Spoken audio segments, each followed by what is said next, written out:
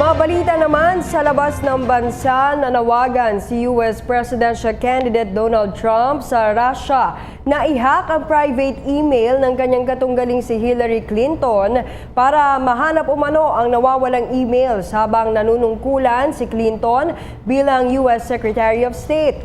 At 4 na kambing may espesyal umanong misyon sa New York. Kung ano ito, alamin natin mula kay Pauline Recuesto.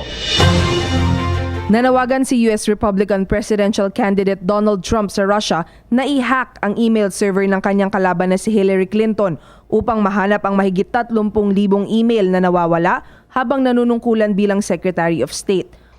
But it would be interesting to see. I will tell you this.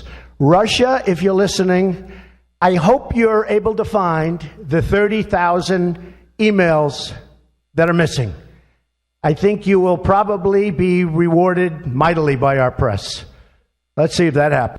Binatikos naman ng kampo ni Clinton ang pahayag ni Trump at sinabing si Trump ang kauna-unahang presidential candidate na nanghihikayat sa isang foreign power na mag-espiya laban sa isang katunggali sa politika. Ang kontrobersiya sa paggamit ni Clinton ng private email server imbes na government server para sa mga opisyal na usapin ay nananatiling balakid sa kanyang kampanya bilang Pangulo. Goats in the City. Yan ang peg ng 4 na kambing na ito na tila nagsa-summer job sa Brooklyn, New York. Trabaho nilang alisin ang weeds o mga damo sa isang parke sa lungsod. Kumpara sa mowing equipment, kayang tanggalin ng mga kambing ang mga damo ng tahimik at nang hindi nagdaragdag ng polusyon sa hangin. Paliwanag ni Rebecca McMakin ng Brooklyn Bridge Park, palaging gutom sina Eyebrows, Hector, Horatio at Minnie, kaya't bagay na bagay sila para sa proyekto.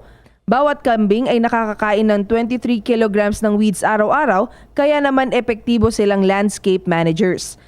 Sakaling maging matagumpay ang Goat Gardener program na ito, dadalhin ang programa sa iba pang lugar sa naturang estado. Para sa PTV News, Pauline Recuesto. Hi, ako po si Aljo Bendijo. Subscribe na sa PTV YouTube channel. I-click lang ang subscribe button.